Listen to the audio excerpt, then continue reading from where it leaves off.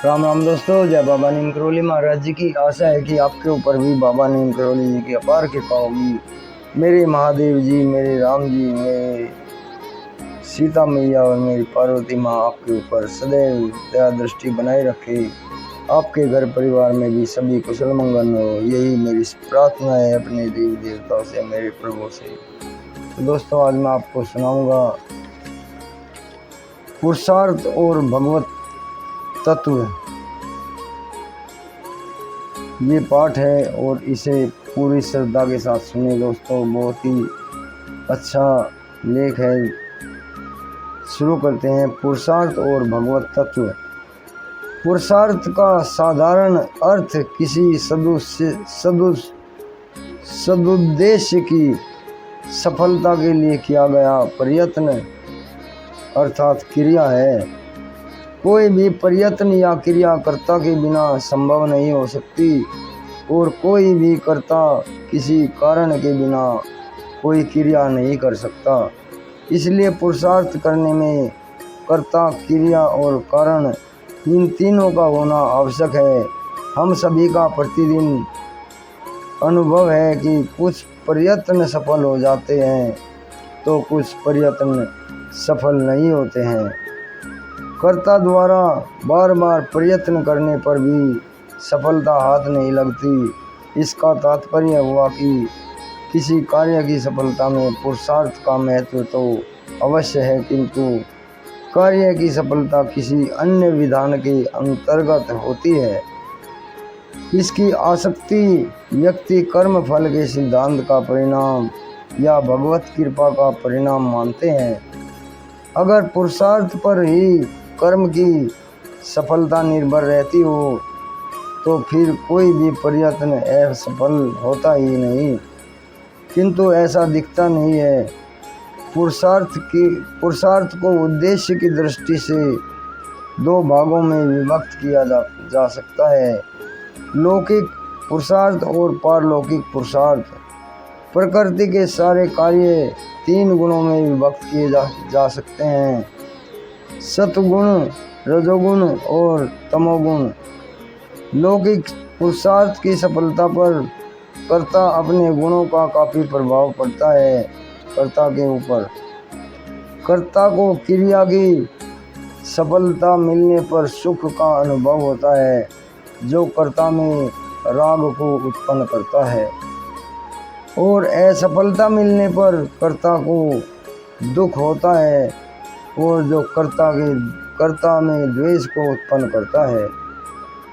क्रिया में सफलता या असफलता मिलने पर व्यक्ति क्रिया प्रारंभ करने के पूर्व की स्थिति में आ जाता है, अर्थात नई क्रिया करने की इच्छा का फिर जन्म हो जाता है और फिर यह क्रम अनंत काल तक चलता ही रहता है। या यूँ कहिए कि जीवन पर्यंत इच्छाएं कभी पूरी होती ही नहीं हैं। वास्तव में सांसारिक इच्छाएं कभी पूरी हो जाए यह संभव ही नहीं। मनुष्य को पुरुषार्थ तो अवश्य करना चाहिए, किंतु उसका अपने आप को कर्ता न मानकर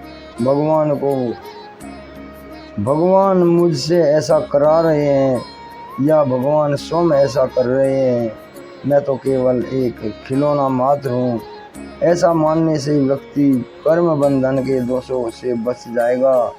और भगवान ने इस शरीर में जितनी इंद्रियां दी है उनका स्वभाव ही है कि प्रति क्षण कुछ ना कुछ करते रहना। ये इंद्रियां कभी अकर्म रूप से रह ही नहीं सकती। यह जानना ज्ञान है कि मैं किसी कार्य का करता हूँ, यह मानना अज्ञान है। व्यक्तियों को जैसे जैसे पुरुषार्थ करने में सफलता मिलती जाती है, वैसे वैसे उनके मन में अपने को अपने भाग्य का निर्माता मानने की भावना में दृढ़ता आती जाती है। इस प्रकार के व्यक्ति अपने जीवन में कभी पीछे मुड़कर नहीं देखते। उनके अहम का इतना विस्तार हो जाता है कि उनमें कर्तापने की अहंकारी प्रवृत्ति का जन्म हो जाता है और वह हर व्यक्ति के पतन का कारण भी बन जाता है। वह अहम व्यक्ति के कारण का पतन का कारण बन जाता है।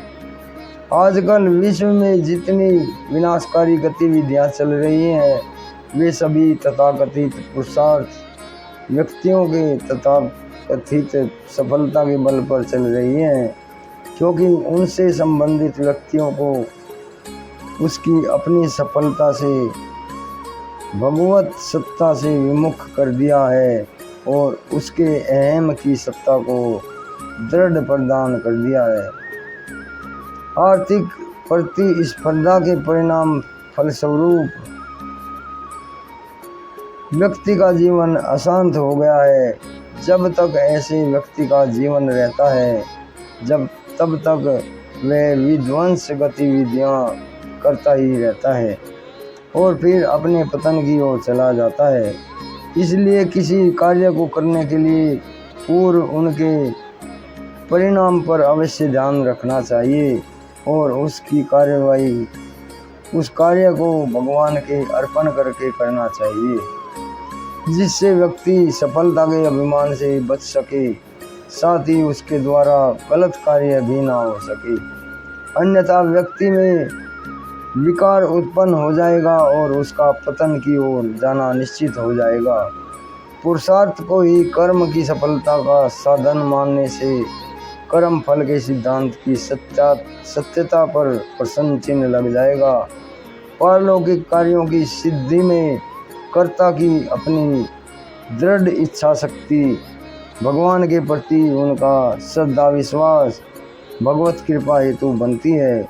श्रद्धा और विनाश होने से व्यक्ति में सद्गुणों का विकास होता है और अपवित्र मन का मेल धुलता रहता है। इसलिए व्यक्ति को जहाँ तहाँ किसी अनुभवी महापुरुष का सत्संग मिल जाए तो अवश्य करना चाहिए। भगवान के भक्तों का संग मिल जाए तो अपना सौभाग्य मानना चाहिए। भगवान के गुणों का श्रवण करना चाहिए, भगवान की लीलाओं का गान करना चाहिए। प्रतिदिन कुछ ना कुछ सेवा कार्य अवश्य करना चाहिए। भगवान के धामों अर्थात तीर्थ स्थानों की यात्रा करनी चाहिए। भगवान ने कृपा कर मनुष्य शरीर प्रदान कर इस जीवन को चलाने की सभी आवश्यकताओं की पूर्ति की है, अतः कृतज्ञता माननी चाहिए और उन्हें धन्यवाद देना चाहिए। इन सभी श्रेष्ठ कार्यों को यथासंभव करने से मन निर्मल हो जाएगा और भगवान के शरण में सच्ची श्रद्धा सच्चा पुरुषार्थ होगा। इससे उद्देश्य की प्राप्ति हो जाएगी। सत्य संकल्पों की पूर्ति अर्थात सत्य पुरुषार्थ की सिद्धि में भगवान स्वयं सहायक बनते हैं। स्वल्प भी किया गया सत्य पुरुषार्थ महान विपत्ति से रक्षा करने में सहायक होता है। भगवान निर्दोष है, दोष तो उन्हें छू तक भी नहीं सकते, अतः पुरुषार्थ की सिद्धि एवं असिद्धि में उन्हें हेतु रूप ठहराना उचित नहीं है। कर्म सिद्धि में कर्ता का प्रारब्ध मुख्य है, वही प्रेरक बनता है। प्रबल प्रारब्ध भोग से जाता है, किंतु दुर्बल प्रारब्ध को उत्कृष्ट पुरुषार्थ से सिद्ध किया जा सकता है। भगवत कृपा से भगवान के संपर्क में आ जाने से व्यक्ति निर्दोष हो जाएगा। वास्तव में भगवान स्वयं ही इस संसार में सब कुछ बनाए हुए हैं। सारा संसार भगवान ने बनाया है, ऐसा मानने से यह बात धीरे धीरे अनुभव में आ जाएगी।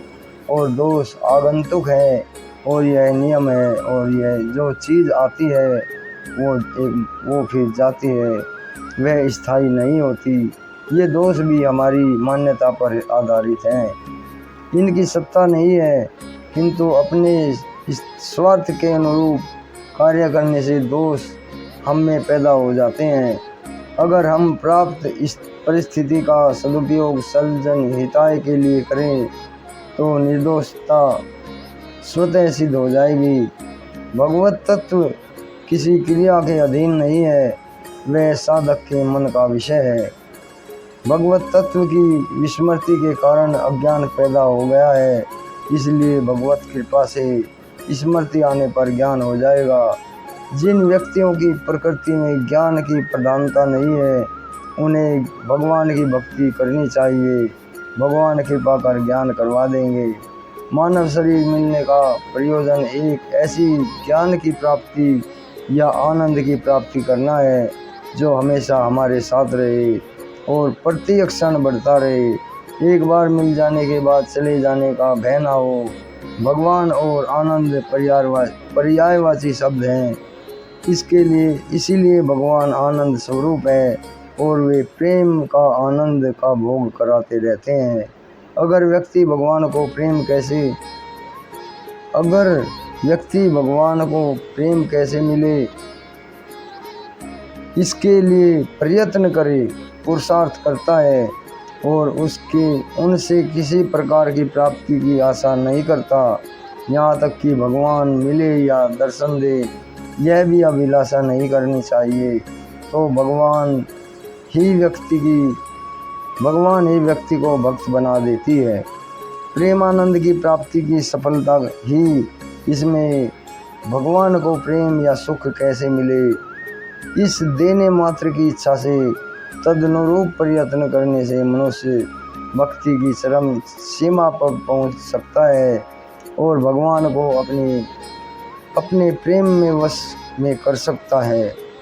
यह उनकी भक्तवत्सला है और सच्चे पुरुषार्थ की सिद्धि है। इसलिए भगवान ने कहा है कि मैं भक्त के वश में हूँ। जय श्री राम, जय शिव शंकर भोलेनाथ जी की जय, बाबा नीम करोली महाराज जी की हर हर महादेव। हे मेरे प्रभु, राखो मेरी लाज, राखो शरण मेरे प्रभु। ओम श्री सर्वदेवाय नमः। तो दोस्तों, ये पाठ तो बहुत ही अच्छा था, लेकिन थोड़ा बड़ा है, इसे आगे भी शेयर करना। पुरुषार्थ और भगवत तत्व अभी आगे लेता हूँ दोस्तों, फिर आगे नई कोई आपको धार्मिक प्रकरण, एक शिक्षाविद प्रकरण सुनाऊंगा। जय राम जी की जय, हनुमान जी की जय, बाबा जी।